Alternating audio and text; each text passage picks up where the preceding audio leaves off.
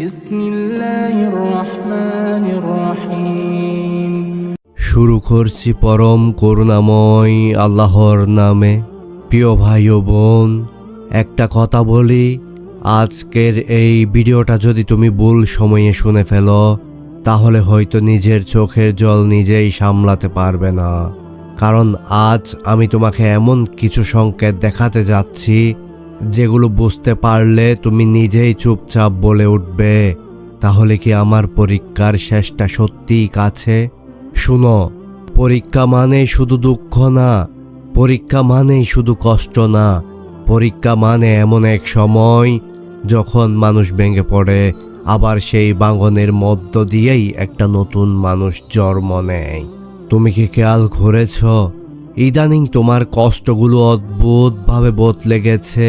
আগের মতো আর চিৎকার করে কাঁদতে ইচ্ছা করে না, বরং নীরব হয়ে যাও। ভিড় ভালো লাগে না, একাকিত্বে যেন একটু শান্তি পাওয়া যায়। প্রিয় দর্শক, হঠাৎ করে যদি দেখো মনটা দুর্বল হয়ে গেলেও ভেতরে ভেতরে একটা অজানা শক্তি কাজ করছে, তাহলে এটা কোনো কাকতালীয় বিষয় নয়। আজকের ভিডিওতে আমি তোমাকে বলবো 6টি স্পষ্ট সংকেত, যেগুলো দেখা দিলে বুঝে নিও তুমি আর পরীক্ষার শুরুতে নেই, তুমি দাঁড়িয়ে আছো শেষের পথে। এই ভিডিওটা শুধু শোনার জন্য না, এই ভিডিওটা নিজের সাথে মিলিয়ে দেখার জন্য। 1 নাম্বার, কষ্টের মাঝে হঠাৎ নীরব শান্তি নেমে আসা। একটা প্রশ্ন করি, তুমি কি লক্ষ্য করেছ তোমার কষ্ট এখনো আছে, কিন্তু আগের মতো চিৎকার করে কাঁদতে ইচ্ছা করে না? আগে যেই কষ্টে বুক ফেটে যেত, এখন সেই কষ্টটাই নীরব হয়ে বসে থাকে। মানুষ ভাবে হয়তো আমি শক্ত হয়ে গেছি, কিন্তু না, সব শক্ত হওয়া শক্তি না, অনেক সময় এটাই আল্লাহর পক্ষ থেকে দেওয়া এক ধরনের প্রস্তুতি। আর আল কোরআনে আল্লাহ বলেন, নিশ্চয়ই কষ্টের সাথে রয়েছে স্বস্তি। খেয়াল করো, আল্লাহ বলেননি কষ্টের পরে, বলেছেন কষ্টের সাথেই।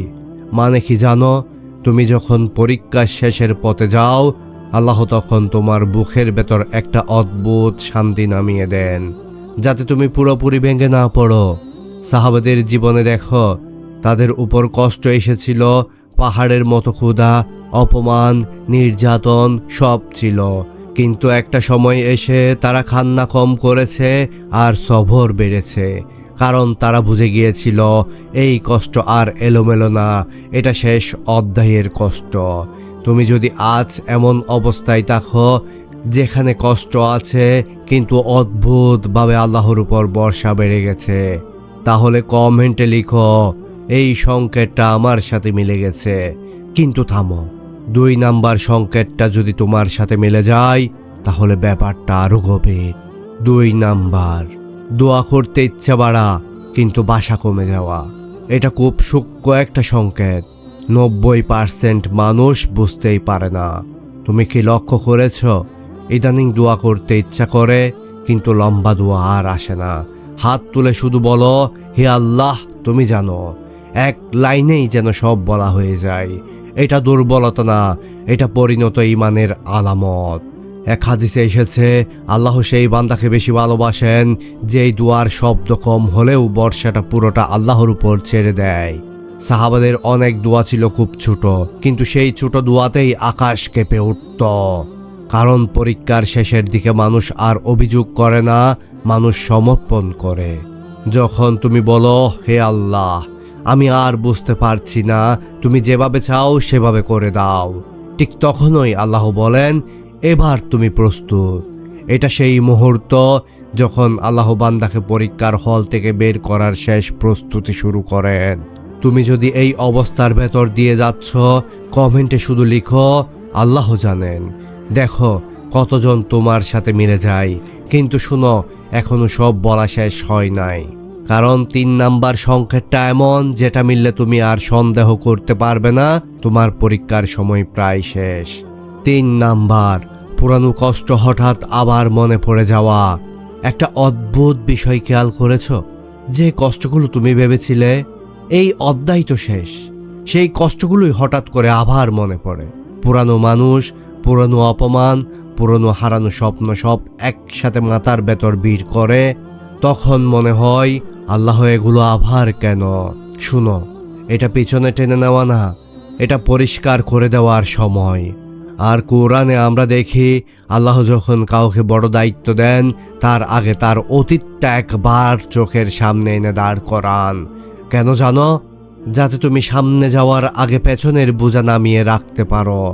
সাহাবাদের জীবনে দেখো, অনেক সাহাবী ইসলাম গ্রহণের পরও পুরনো জীবনের স্মৃতি নিয়ে কেঁদেছেন, কিন্তু সেই কান্না ছিল দুর্বলতার না, ওটা ছিল পরিশুদ্ধ হওয়ার কান্না। পরীক্ষা শেষের দিকে আল্লাহ বান্দাকে একা বসিয়ে দেন তার নিজের সাথে। যদি তুমি লক্ষ্য করো, এই স্মৃতিগুলো এসে তোমাকে আর ভেঙে দিচ্ছে না, বরং চোখ ভিজিয়ে মনটা হালকা করে দিচ্ছে, তাহলে এটা খুব বড় আলামত। প্রিয় দর্শক, কমেন্টে লিখো পুরনো কষ্ট ফিরে এসেছে কিন্তু বদলে গেছে। কিন্তু সাবধান, পরের সংকেতটা যদি তোমার সাথে মিলে যায়, তাহলে বুঝে নিও পরীক্ষার শেষ ঘন্টা বেজে গেছে। 4 নাম্বার, মানুষের উপর ভরসা কমে, আল্লাহর উপর ভরসা বেড়ে যায়। এক সময় ছিল মানুষ না থাকলেও তোমার বুক ভারী হয়ে যেত। কারো একটা কথা, একটু সাপোর্ট, এগুলোতেই তুমি বাঁচতে চাইতে।